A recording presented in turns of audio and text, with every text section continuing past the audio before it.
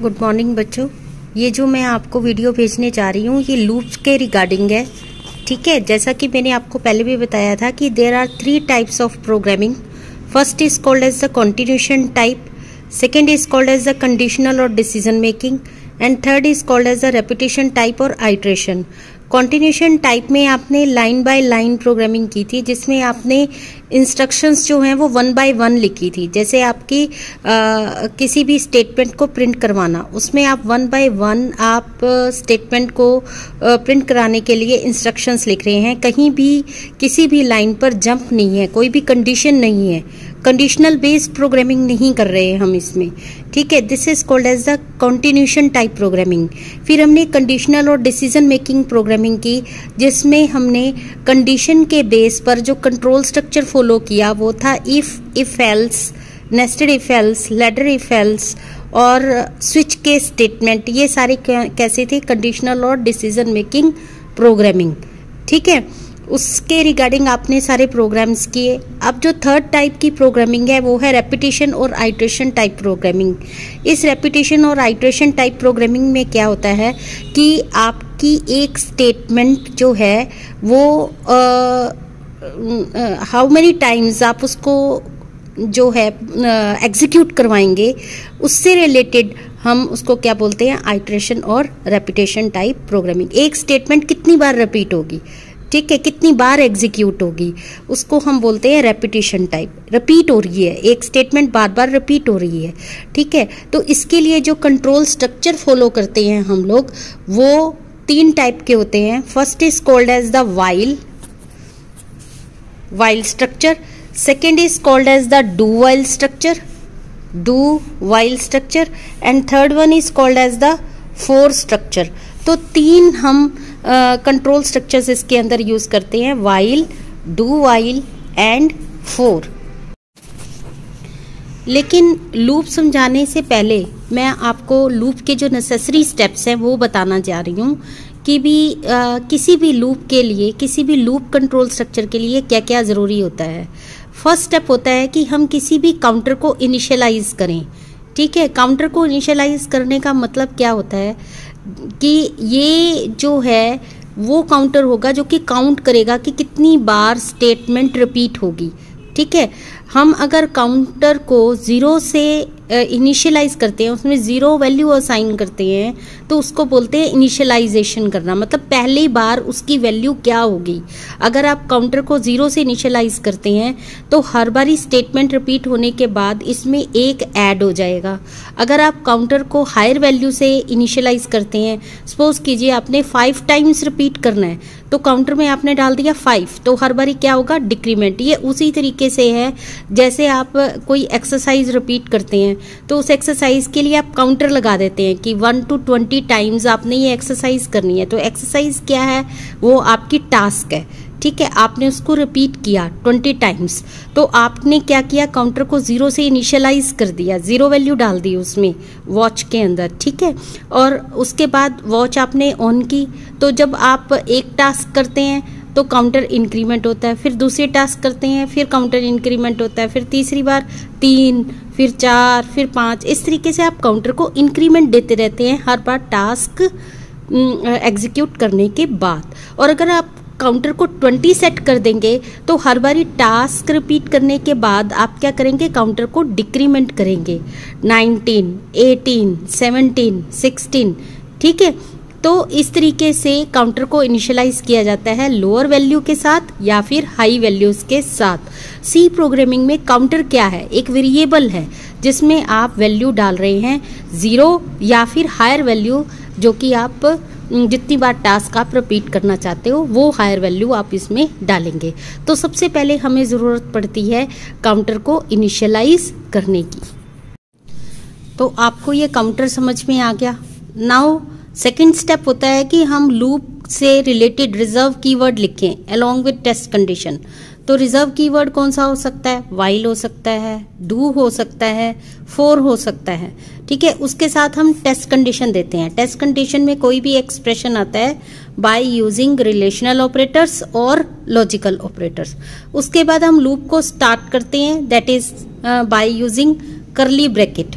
ठीक है, फिर हम जो भी एग्जीक्यूशन स्टेटमेंट्स हैं जो आपने रिपीट करनी है वो लूप के अंदर दे देते हैं हम लोग। फिर उसके बाद जब एक बार स्टेटमेंट या स्टेटमेंट्स एग्जीक्यूट हो जाएं, फिर उसको हम इंक्रीमेंट और डिक्रीमेंट करते हैं काउंटर को। ठीक है, तो इंक्रीमेंट कब करते हैं? जब काउंटर 0 से इनिशियलाइज होता है। डिक्रीमेंट तब करते हैं जब काउंटर हायर वैल्यू से इनिशियलाइज होता है, तब हम डिक्रीमेंट करते हैं। उसके बाद जो है हम लूप का एंड कर देते हैं। ठीक है, तो ये है लूप की जो नेसेसरी स्टेप्स हैं। तो सबसे पहले हम कर रहे हैं व्हाइल लूप। देखिए व्हाइल लूप में देखिए कैसे चलेगा। हम ऊपर करते हैं काउंटर की इनिशियलाइजेशन, व्हाइल देखिए इनिशियलाइजेशन द काउंटर है ना, इसी तरीके से हम यहाँ करेंगे इनिशियलाइजेशन द काउंटर। ठीक है, सेकेंड स्टेप था loop reserve keyword. Loop reserve keyword हमने यूज कर लिया व्हाइल, ब्रैकेट में देंगे हम टेस्ट कंडीशन। फिर उसके बाद था स्टार्टिंग द लूप, स्टार्ट कर दिया हमने लूप। फिर हमने स्टेटमेंट और स्टेटमेंट्स दी, S1 या फिर SN तक स्टेटमेंट्स हैं। फिर उसके बाद हम इंक्रीमेंट और डिक्रीमेंट का काउंटर करेंगे जैसे हमने यहाँ पर लिखा है। ठीक है, फिर उसके बाद हम एंडिंग द लूप करेंगे, ये एंडिंग द लूप है। ये है व्हाइल वाला, व्हाइल का सिंटेक्स। इसी तरीके से डू व्हाइल का सिंटेक्स क्या है? डू व्हाइल में भी हम काउंटर को इनिशियलाइज ऊपर करेंगे, डू रिजर्व कीवर्ड लिखेंगे, इसके साथ हम टेस्ट कंडीशन नहीं देते।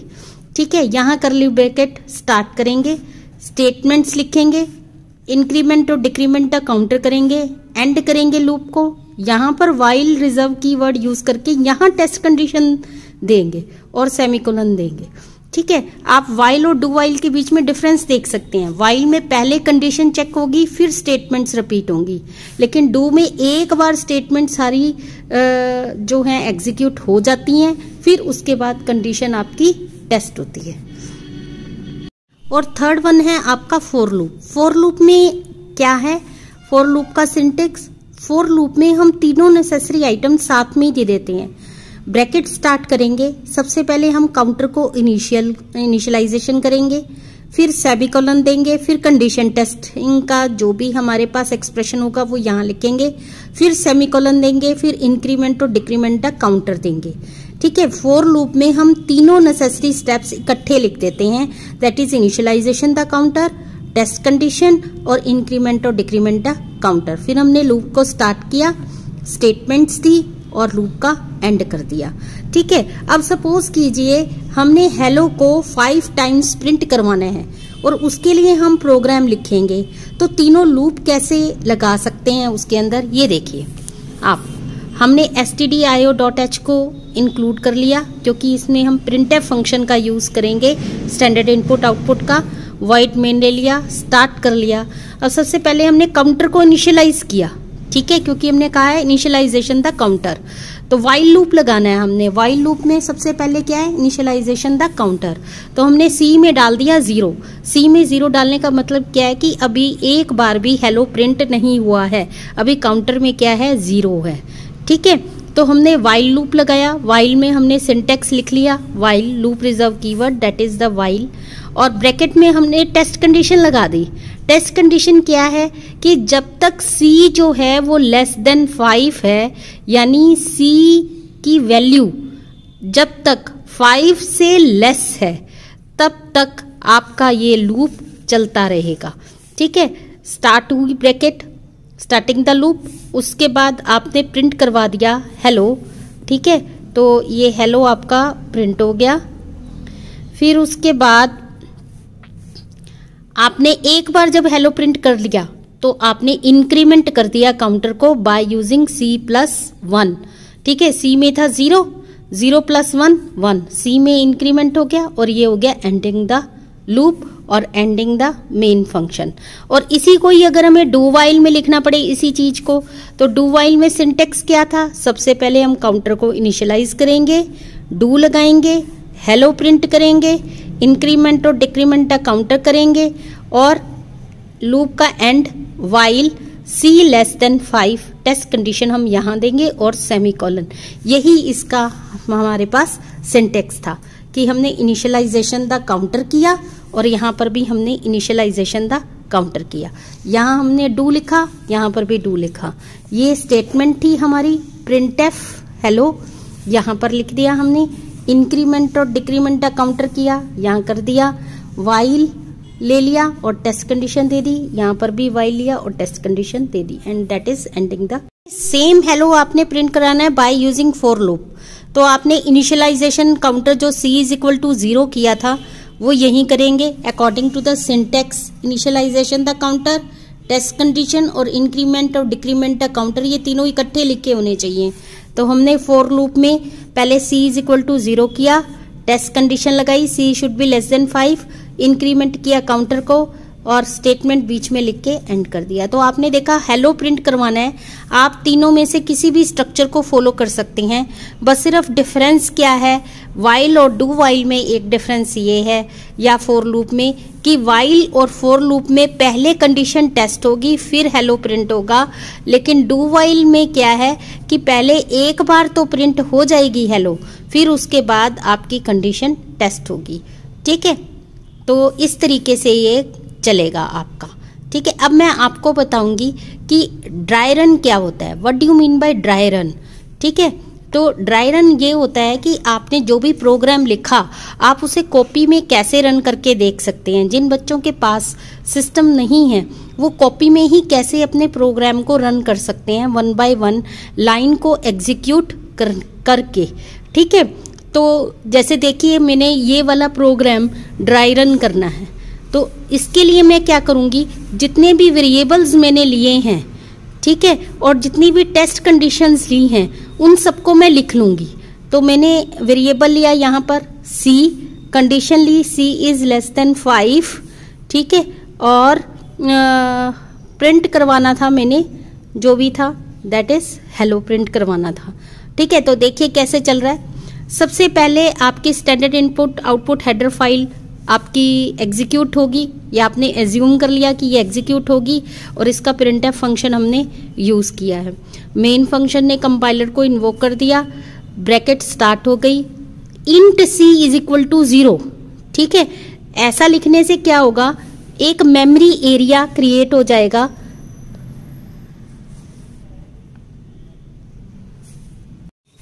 देखिए एक मेमोरी एरिया क्रिएट हो जाएगा दैट इज जिसका नाम होगा c, और जो कि 2 बाइट की मेमोरी को ऑक्युपाई करेगा, क्योंकि वो क्या है इंटीजर टाइप है, और उसमें क्या डल जाएगा 0। ठीक है, तो c में इस वक्त क्या है 0। तो ये जो आपने ऊपर लिखे हैं, जो हमारा जैसे जैसे प्रोग्राम चलेगा उसके अकॉर्डिंग हम इसकी वैल्यू को चेंज करेंगे। ठीक है, और ऐसे हम देख सकते हैं कि हमारा प्रोग्राम सही चल रहा है कि नहीं। तो आपने c में डाल दिया 0, और आपने कंडीशन चेक की while c is less than 5, तो आपने क्या लिखा 0 इज लेस देन 5। क्या 0 लेस देन 5 है? ट्रू है, तो स्टेटमेंट रन होगी। तो स्टेटमेंट में क्या है हेलो, तो प्रिंट हो जाएगा आपका यहाँ पर हेलो। ठीक है, उसके बाद c में इंक्रीमेंट हुआ, तो c में क्या है इस वक्त 0 प्लस 1, तो 1 किसको साइन हो गया c को, तो c में क्या डल गया 1। उसके बाद जंप कहाँ जाएगा, फिर से यहाँ पर जाएगा, वाइल लूप पर फिर से जंप जाएगा। ठीक है, क्योंकि ये जब तक फॉल्स नहीं होता तब तक आपकी स्टेटमेंट्स रन करेंगी। जब ट्रू होगा, ये वाली टेस्ट कंडीशन ट्रू होगी, तब तक आपकी स्टेटमेंट रन करेंगी। जैसे ही फॉल्स होगा वो इस लूप से बाहर आ जाएगा। तो अगेन प्रोग्राम जो काउंटर का लूप है वो कहाँ गया, यहाँ पर। फिर से कंट्रोल कहाँ चला गया, यहाँ पर। अब c में इस वक्त क्या है 1, तो कंडीशन क्या चेक होगी 1 इज लेस देन 5, ट्रू। अगर ट्रू है तो इसका मतलब रन होगा। फिर से प्रिंट क्या होगा आपका यहाँ पर हेलो, तो फिर से हेलो आपका प्रिंट हो गया। उसके बाद फिर से c इंक्रीमेंट हुआ, c में क्या है 1 प्लस 1 2 किसको साइन हो गया c को, c इंक्रीमेंट हुआ, फिर से यहाँ पर आए, यहाँ से कंट्रोल फिर से ऊपर गया। अब की बार c में क्या है that is 2 is less than 5, true है, तो फिर से लूप चला, फिर से हेलो प्रिंट हो गया, फिर से इंक्रीमेंट हुआ 2 प्लस 1 3 हुआ, 3 इज लेस देन 5, ट्रू है, तो इसका मतलब फिर से हेलो प्रिंट होगा। ठीक है, फिर से ऊपर गए हम लोग, यहाँ पर अब सी में क्या है 3, ठीक है। तो नहीं, हेलो प्रिंट होने के बाद सॉरी उसने इंक्रीमेंट किया है 3 + 1 4, 4 इज लेस देन 5, ट्रू। यहाँ ऊपर गया ना, यहाँ चेक क्यों हुआ, 4 is less than 5, true, true है तो फिर से हेलो प्रिंट हो गया। फिर से इंक्रीमेंट हुआ नेक्स्ट स्टेटमेंट में, सी में था 4, 4 + 1 5, सी में आया 5, ऊपर गया काउंटर, यहाँ चेक हुआ 5 is less than 5, false, false है तो इस लूप से वो बाहर आ गया, ये स्टेटमेंट अब रन नहीं करेगा वो, ठीक है। तो आपने देखा किस तरीके से हमने अपनी यूज़ करते हुए कॉपी पेन को आपने रन करके देखा है प्रोग्राम को, इंटरनली कैसे वो रन होगा। अगर इसमें कोई मिस्टेक होगी तो पकड़ा जाएगा, क्योंकि जैसे जैसे स्टेटमेंट चल रही है वैसे वैसे हम यहाँ पर लिख रहे हैं, और जैसे यहाँ पर कोई गलती आएगी हमें यहाँ पर पता चल जाएगा कि ओहो ये तो गलत हो गया, ठीक है। अब देखिए डू लूप में क्या कैसे रन करेंगे, डू लूप में भी सेम है, सी में 0 आ गया, लेकिन इसमें पहले हेलो प्रिंट हो जाएगा, फिर इंक्रीमेंट होगा यानी 1 हो जाएगा, फिर चेक होगा कि 1 is less than 5, yes true. तो 0 इज लेस देन 5 ये चेक नहीं करेगा, इसलिए डू में एक बार तो आपकी स्टेटमेंट रन होती ही होती है, चाहे वो ट्रू है चाहे वो फॉल्स है। फॉर लूप में सेम वाइल लूप की तरह, सी में 0, सी इज लेस देन 5 चेक होगा, 0 is less than 5, true, true है तो आपकी हेलो प्रिंट होगी, फिर उसके बाद सी में इंक्रीमेंट होगा 1 हो जाएगा, फिर सिर्फ कंडीशन चेक होगी और इंक्रीमेंट होगा, कंडीशन चेक होगी और इंक्रीमेंट होगा, इनिशियलाइजेशन वाला स्टेप उसका छूट जाएगा। बार बार कंट्रोल ऊपर जाएगा, कंडीशन चेक होगी, इंक्रीमेंट होगा, फिर से कंट्रोल ऊपर जाएगा, कंडीशन चेक होगी, ट्रू है तो इंक्रीमेंट हो जाएगा, ठीक है। जब फॉल्स होगी तो इस लूप से बाहर आ जाएगा। तो इस तरीके से हम लोग हर एक प्रोग्राम को by using dry run method check कर सकते हैं कि वो ठीक है या गलत है, ठीक है। तो आपका जो है पेपर में सिंटेक्स लिखने के लिए बोलते हैं व्हाइल लूप का, डू व्हाइल लूप का, फॉर लूप का, और या फिर आपको कहते हैं कि व्हाइल लूप का सिंटेक्स लिखिए और प्रोग्राम के थ्रू उसको एक्सप्लेन कीजिए, या फिर फॉर लूप का आप सिंटेक्स लिखिए उसको एक्सप्लेन कीजिए, या फिर डिफरेंस बताइए व्हाइल और डू व्हाइल के बीच में। तो ये इम्पोर्टेंट क्वेश्चंस हैं, ठीक है। ओके।